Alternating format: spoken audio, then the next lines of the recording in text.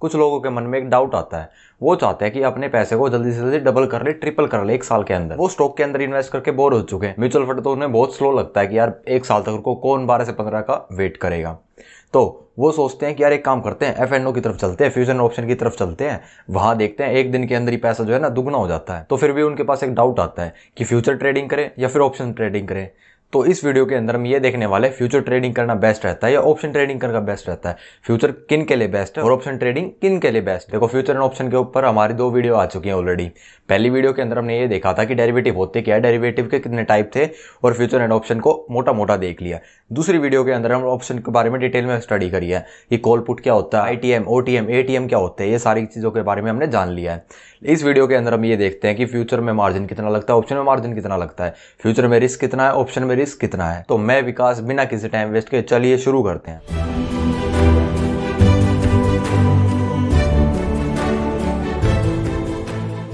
मैं ये मान के चल रहा हूँ कि आपको फ्यूचर एंड ऑप्शन के बारे में पता है, आप मेरी पहली 2 वीडियो को देख चुके हो। देखो ऑप्शन के अंदर 2 चीज़ आ जाती हैं, एक है ऑप्शन बाइंग और एक है ऑप्शन सेलिंग, और फ्यूचर के अंदर सिंगल हो जाता है। हाँ, फ्यूचर सेलिंग या फ्यूचर बाइंग भी बोल सकते हो आप, लेकिन हम जो है ना डिफरेंस वो 3 चीज़ों में देखेंगे, ऑप्शन बाइंग, ऑप्शन सेलिंग और फ्यूचर बाइंग।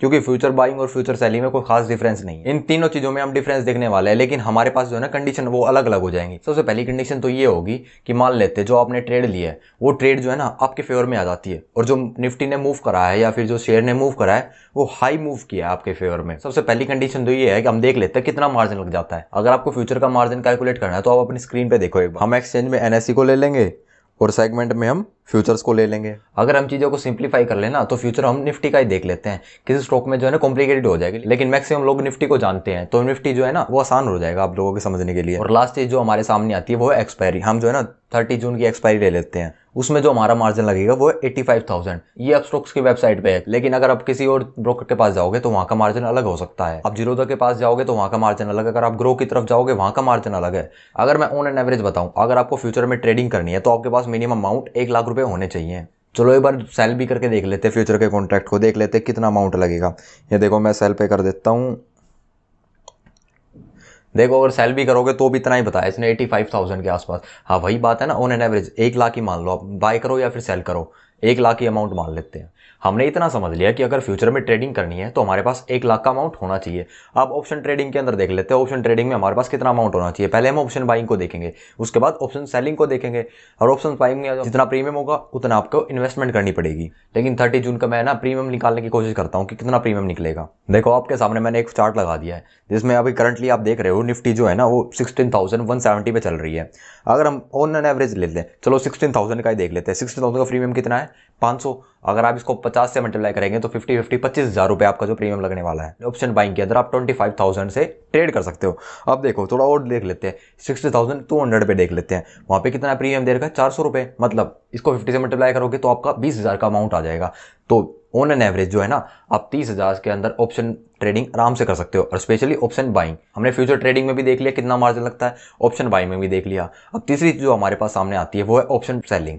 अब ऑप्शन सेलिंग के अंदर देख लेते हैं हमें ट्रेड करने के लिए हमारे पास कितना सफिशिएंट अमाउंट होना चाहिए। देखो अगर हम ऑप्शन सेलिंग कर लें तो उसमें 2 चीज़ आ जाती हैं, एक कॉल सेलिंग और एक पुट सेलिंग। लेकिन अगर आप दोनों चीज़ कर रहे हो तो उसमें मार्जिन में कोई खास फर्क नहीं होने वाला, जितना मार्जिन कॉल सेलिंग में लगेगा उतना ही मार्जिन पुट सेलिंग में भी लगेगा। हमने ऑप्शन बाइंग के अंदर 60,200 का जो है ना स्ट्राइक प्राइस सेलेक्ट किया था, तो ऑप्शन सेलिंग के अंदर भी हम यही स्ट्राइक प्राइस सेलेक्ट करने वाले हैं। देखो जॉब के सामने जो मार्जिन आ रखा है वो टोटल 98,000 का है। इसको भी हम ऑन एन एवरेज कर लेते हैं, 1 लाख रुपए मान लेते हैं। मतलब फ्यूचर में भी जितना अमाउंट लग रहा है उतना ही ऑप्शन सेलिंग के अंदर अमाउंट लग रहा है, लेकिन ऑप्शन बाइंग जो है ना वो 25,000 या 30,000 के अंदर की जा सकती है। तो अगर हम मार्जिन की बात करें तो मार्जिन सबसे कम किस में लगता है, ऑप्शन बाइंग, और फ्यूचर और ऑप्शन सेलिंग दोनों बराबर हैं। तो जिनके पास अमाउंट कम है वो ऑप्शन बाइंग कर सकते हैं। इस मामले में ऑप्शन बाइंग अच्छा है। पहला क्राइटेरिया जो हमारा था वो मार्जिन का, वो फुलफिल हो चुका है। हमने ये देख लिया कि ऑप्शन बाइंग, फ्यूचर और ऑप्शन सेलिंग में कितना मार्जिन लगता है। अब दूसरा क्राइटेरिया जो हमारे पास है वो प्रॉफिट का। अगर हमें रिस्क टू रिवॉर्ड रेशियो देखना है तो हमारे पास 3 कंडीशन आ जाती है। सबसे पहली कंडीशन तो ये आ जाती है कि जो भी आपने ट्रेड लिया है वो ट्रेड आपके फेवर में चली जाती है, और वो भी स्ट्रॉन्ग मूव देकर। दूसरी कंडीशन ये है कि जो आपने ट्रेड लिया है वो आपके फेवर में नहीं जाती और आपके अगेंस्ट में चली जाती है, वो भी स्ट्रॉन्ग मूव देकर।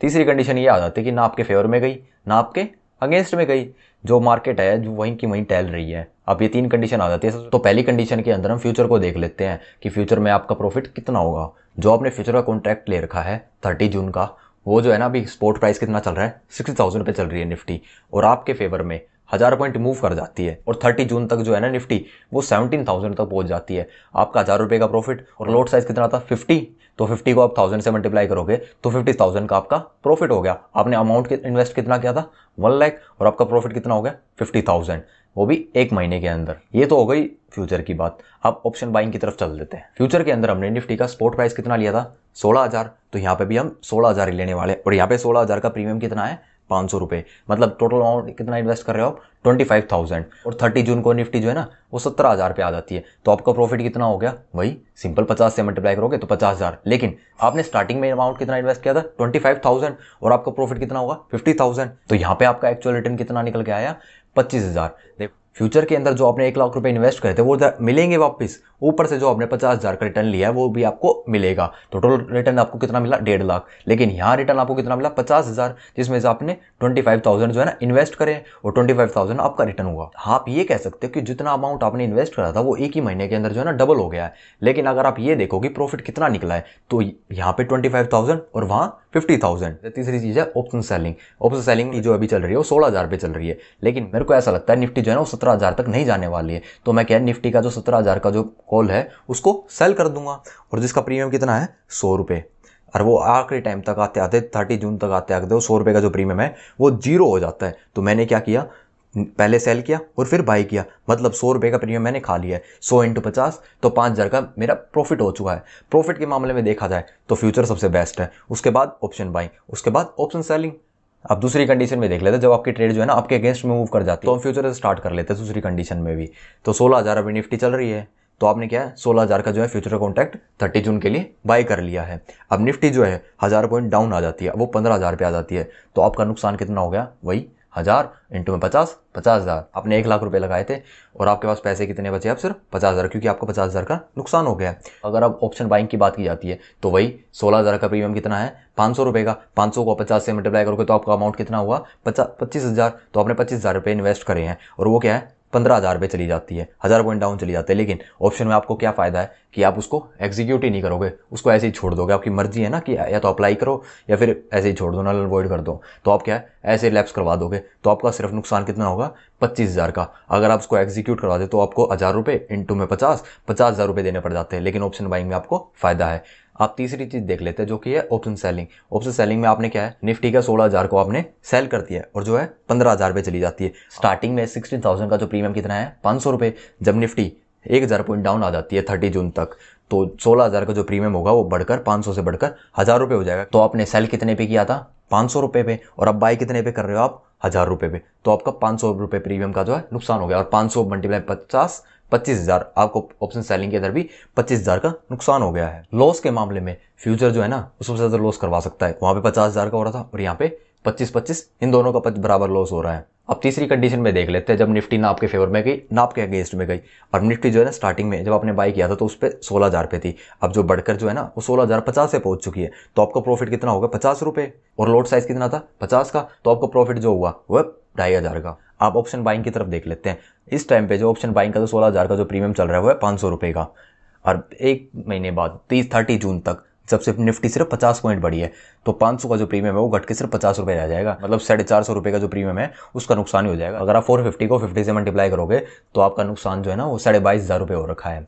और अगर ऑप्शन सेलिंग की बात की जाए, स्टार्टिंग में आपने सेल कितने पे किया था 500 रुपये का प्रीमियम था, तो 500 पे आपने सेल किया और आखिरी में आते आते वो 50 रुपये का रह गया, मतलब सेल आपने 500 पे किया और बाय 50 पे किया, तो आपने बीच का प्रीमियम खा लिया। बीच का प्रीमियम कितना निकला 450, तो यहाँ पे आपको ऑप्शन सेलिंग के अंदर 22,500 का आपका प्रॉफिट हो चुका है। फ्यूचर के अंदर आपको प्रॉफिट कितना हुआ था 2,500 का, और ऑप्शन बाइंग के अंदर आपका लॉस कितना हुआ था 22,500 का, और ऑप्शन सेलिंग के अंदर आपका प्रॉफिट कितना हुआ 22,500 का। मतलब प्रॉफिट के मामले में जब मार्केट कहीं मूव नहीं करती ना ऊपर ना नीचे, उस टाइम पे ऑप्शन सेलिंग जो है ना वो बेस्ट रह जाती है। और दूसरे सिनेरियो में फ्यूचर थर्ड तो बेकार ही है, ऑप्शन बाइंग तो जब मार्केट कहीं मूव नहीं करती उस टाइम तो खरीदना ही नहीं चाहिए, क्योंकि प्रीमियम टाइम के अकॉर्डिंग डाउन आते रहते हैं। देखो हमने मार्केट की 3 कंडीशन तो देख ली, अब रिस्क देख लेते हैं। रिस्क कितना है, खतरा कितना है कौन से ट्रेड में। पॉइंट हमारे सामने जो आता है वो ये आता है कि हम ट्रेड कर ही क्यों रहे हैं, हमारा प्रॉफिट होने का चांस कितना ज्यादा है। जितना ज्यादा प्रॉफिट होने का चांस होगा उतना ही हमारा फायदा होगा।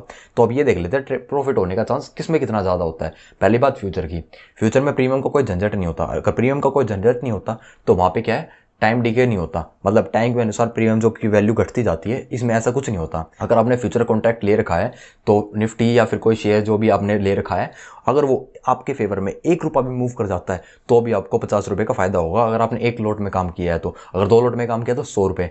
मतलब इसमें ऐसा नहीं होता कि अगर 1 महीना बीत गया तो आपका जो प्रॉफिट होगा वो कम हो जाएगा, नहीं, ऐसा नहीं होता। इसमें 1 महीने बाद या 2 महीने बाद जितना भी आपने कॉन्ट्रैक्ट खरीद रखा है उसमें अगर 100 पॉइंट 50 पॉइंट जितना भी बढ़ जाती है वो आपका प्रॉफिट ही हो जाएगा। और दूसरी चीज, ऑप्शन बाइंग के अंदर आपको 100% एक्यूरेट होना होगा अगर आपने प्रॉफिट चाहिए तो। उसमें लिए क्या है, रैंडम मूव चाहिए, क्योंकि अगर स्लोली आएगा तो आपने देख लिया है कि उसमें क्या है, हमारा नुकसान हो जाता है। उसके लिए सीधा 2% या 3% ऐसे प्रॉफिट चाहिए। जैसे कि 1000 पॉइंट मैंने आपको बताया था, अगर 1000 पॉइंट आपके फेवर में मूव कर जाती है ट्रेड तो ही आपका प्रॉफिट होगा। स्लो मूवमेंट में कुछ आपका प्रॉफिट नहीं होने वाला।